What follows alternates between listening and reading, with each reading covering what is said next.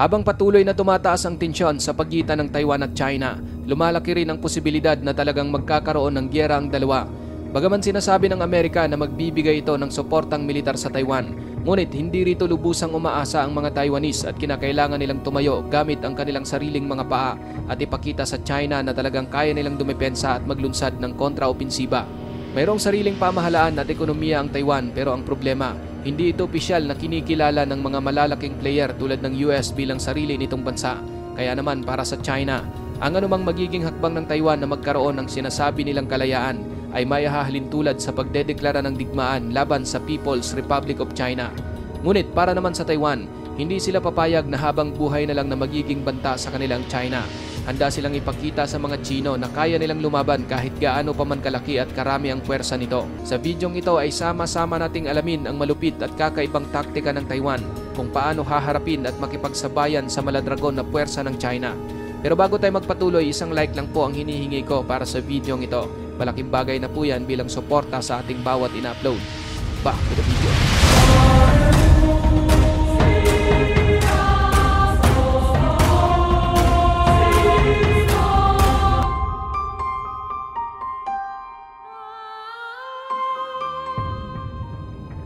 Ang China mga kapatid ay tinatayang mayroong 267 times ang laki kung ikukumpara sa Taiwan, at maliban sa dami ng kanilang militar, mayroon ding nuclear weapon ang China at sopistikadong mga air defense system na mag-i-intercept kahit sa mga ballistic missile at fighter jet na ipapalipad ng Taiwan.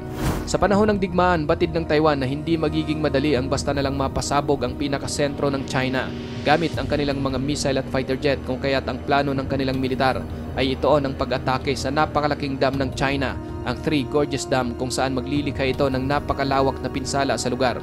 Ang dam na ito ay mayroong taas na 181 meters, 2,335 meters ang haba at naglalaman ng halos 40 billion cubic meters ng tubig.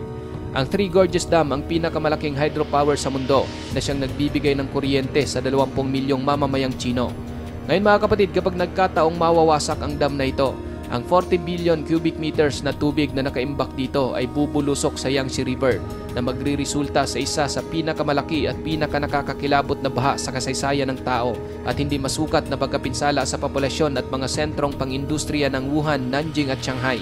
Dahil sa malawakang pagbaha, mawawala rin ang napakalaking produksyon ng bigas ng China na paniguradong makakaapekto sa 400 milyon na mga Chino dahil ang kanilang mga palayan ay umaasa sa patubig na nagmumula sa dam. Mapipilayan ng China kung talagang mawawasak ang naturang dam, at dahil dito maaari nang magkaroon ng Taiwan ng pagkakataong gumamit ng mga conventional weapon na lilikha ng pagkawasak sa China na katumbas o higit pa sa isang nuclear attack. Ngunit ang malaking tanong, mayroon ba talagang kapasidad ang Taiwan na sirain ang Three Gorges Dam ng China? Ayon sa isang strategist ng Taiwan, sa pamamagitan lamang ng 2 ballistic missile, kayang-kayang patagin ang dam na ito ng China. Ngunit base naman sa isang Chinese media, suntok sa buwan ang plano ng Taiwan na masisira nito ang dam dahil isa itong steel concrete gravity dam. Ibig sabihin, kahit ang isang section nito ay malubhang masira, may mga parts pa rin ng dam na hindi makukompromiso at may kakayahan pa rin itong pigilin ang malakas na pagragasa ng tubig. Pinagmalaki rin ng China ang kanilang advanced na mga air defense system na nakakalat sa iba't ibang bahagi ng bansa na siya umanong sasalubong sa mga fighter jet at missile mula Taiwan bago pa ito makarating sa pinupuntiryang dam. Sinabi rin ng isang Chinese official na kung aatake ang Taiwan sa China, animoy magiging katulad ng ito sa paghampas sa isang bato gamit ang isang itlog at magiging mitsa lamang ito sa agarang pagkabura ng Taiwan sa mapa. Dagdag pa ng opisyal, ang Three Gorges Dam ay nasa 1,200 kilometers ang layo mula Taiwan, kaya bago pa makarating ang missile at mga fighter jet na magdadala ng bomba, katakot-takot na bilang umano ng mga matitinding surface-to-air missile ang sasalubong at aasahan na magsasanay raw ito ng malaking bilang ng mga casualty at pagkawasak ng mga eroplano sa Air Force ng Taiwan. Maliban dyan, kung magkakagipitan at talagang nanganganib ang dam, maaari umano itong agad na i-drain ng China bago pa man tatama ang pag-atake. Yun nga lang, lubusan pa rin itong maapektuhan ng mga pananim, kabuhayan at malaking bilang ng populasyon ng China. Kung aatakihin ng Taiwan ang nasabing dam, magsasani lamang din daw ito ng matinding galit mula sa publiko ng China at persahan itong may tutulak ang gobyerno na gumamit ng mas mapangwasak na armas gaya ng nuclear weapon dahil ang mga pag-atake sa infrastruktura ng tubig ng sibilyan ay karaniwang may tuturing na isang krimen sa digmaan. Base naman sa Taiwan, bagamat ang kanilang naunang na-develop na missile ay mayroon lamang range na umaabot ng humigit kumulang 1,200 kilometers at walang kakayahang abutin ang lokasyon ng nasabing Three Gorges Dam, Ngunit ang kanilang bagong surface-to-surface missile ay hindi na mahihirapang abutin ng dam. Tinawag nila itong Yunfeng, isa itong cruise missile na mayroong range na umaabot ng 2,000 kilometers. Ibig sabihin, kayang-kaya nitong abutin ang Three Gorges Dam ng walang kahirap-hirap. Ang missile na ito ay mahirap ding ma-intercept dahil sa kanyang bilis na umaabot ng Mach 3 o pagiging supersonic. Kaya nitong maglakbay mula Taiwan hanggang Three Gorges Dam sa loob lamang ng 20 minuto. Ngayon mga kapatid, maliban sa planong pagwasak ng Taiwan sa Three Gorges Dam ng China, mayroon pa itong isang alas o depensa na tinatawag nilang Silicon Shield, kung saan dahil sa kanilang gawang mga silicon microchips, magkakaroon ng pangamba o pagdadalawang isip ang China na salakay ng Taiwan. Ang silicon microchips ang isa sa pinakamahalagang technological resources sa buong mundo.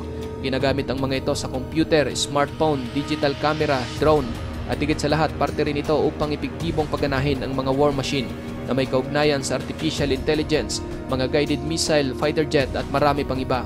Sa Taiwan lamang ginagawa ang mga pinaka-advanced na microchip sa buong mundo na idinisenyo ng mga kumpanya tulad ng Apple. Ang company naman na gumagawa ng mga ito ay isa sa pinakamalaki at pinakamahalagang kumpanya sa mundo. Matatagpuan sa Taiwan ang 4 sa 9 na mga pinakamalaking global microchip manufacturer. Sila ang gumagawa ng halos 70% ng microchip sa buong mundo at 90% ng mga bago at advanced na mga microchip na naglalaman ng bilyon-bilyong microscopic transistor na ginagamit globally ay sa kumpanya rin na ito nanggagaling. Ayon sa mga pag-aaral, kapag sinira, winasak o pinasabog ng China ang microchip industry ng Taiwan, tinatayang aabot sa 2.5 trilyon na pagkalugi ang sasapitin ng pandaigdigang ekonomiya. Mas mataas pa ito kaysa sa pinagsamang ekonomiya ng Ukraine at Russia.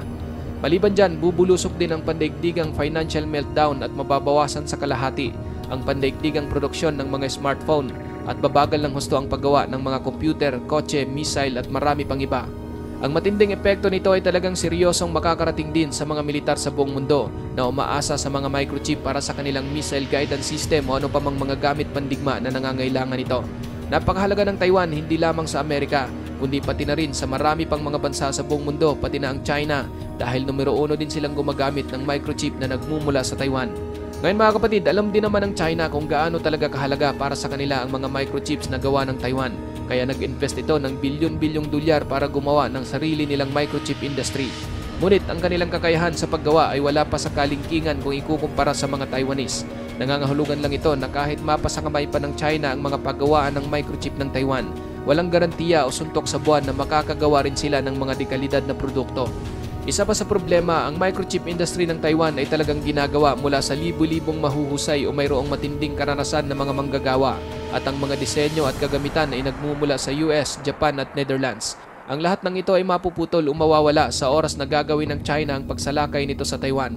Kaya naman isa talagang malaking pagkakamali para sa China na salakayin ng Taiwan dahil ang Silicon Shield ng Taiwan ang kanilang pinakamahusay na depensa. Pero paano naman kung talagang hindi gagana ang dalawang plano na ito ng Taiwan? Maliban kapatid sa opsyon na pagbomba sa Three Gorges Dam ng China at Silicon Shield, napag-aralan na rin ng militar ng Taiwan kung paano masihigpitan ang kanilang depensa laban sa napakalaking puwersa ng China. Ang militar ng Taiwan ay mayroong tinatawag na Porcupine Strategy, isa itong taktika ng depensa na inihayag noong 2017 ng dating opisyal ng Taiwanese military na si Li Shiming. Ang Porcupine Strategy ay isang ideya na hinango mula sa isang hayop na porcupine kung saan bagamat may tuturing itong isang maliit, ngunit nagagawa nitong depensahan ang kanyang sarili mula sa mas malalaking mababangis na hayop dahil sa kanyang natural defensive capabilities. Ang strategy na ito mga kapatid ay lalo pang pinaunlad ng Taiwan dahil sa mga aral na natutunan nila mula sa Ukraine kung saan mula sa tinatawag na asymmetrical warfare na gumagamit ng mga mina, mga mobile missile system at drone, magagawa nilang mahadlangan at i-demoralize ang isang sumasalakay na puwersa. At katulad mismo sa mga depensa na nakapalibot sa buong katawan ng porcupine, napapalibutan na rin ngayon ng mga advanced na anti-aircraft, anti-tank at mga anti-ship weapon ang mga karatig na isla ng Taiwan, mga bundok, syudad at iba pang lugar upang matiyak na talagang mahihirapan ang puwersa ng China. Bukod dito, aasahan din na magbibigay ang Amerika sa Taiwan ng mga mahahalagang impormasyon upang mas mahihigpitan pa nila ang kanilang depensa at makakapaghanda ng isang epektibong kontraopensiba. Hindi rin magiging madali para sa China ang magsagawa ng malawakang amphibious landing sa Taiwan dahil ang pagtawid ng kanilang puwersa sa Taiwan Strait ay pahirapan. Nasa tinatayang 130 kilometers ang layo ng China bago makadaong sa Taiwan. Bukod dito, dadaan muna ang kanilang tropa sa maalon na karagatan at ang mismong dalampasigan na kanilang dadaungan ay mayroong very challenging na mga terrain, limitadong mga beach at matinding pinatibay, kung kaya't aasahan na sa Taiwan Strait pa lang, kakaharapin na ng China ang matitinding artillery strike, aerial assault at mga missile na nagmumula sa Taiwan. Pinaniniwalaan din na ang ilan sa mga beach ng Taiwan na posibleng dadaungan ng China ay mayroong inilagay na mga underwater pipeline na idinisenyo upang magpakawala ng mga gasolina sa ilalim ng dagat at bigla na lang aapoy upang sunugin ang mga tropa ng China na dadaong sa lugar. Yan ang ilan sa mga plano at taktika na inihayag ng Taiwan upang mahadlangan ang napipintong pagsalakay o pakikidigma sa kanila ng China. Ikaw kapatid, ano ang masasabi mo sa bidyong ito?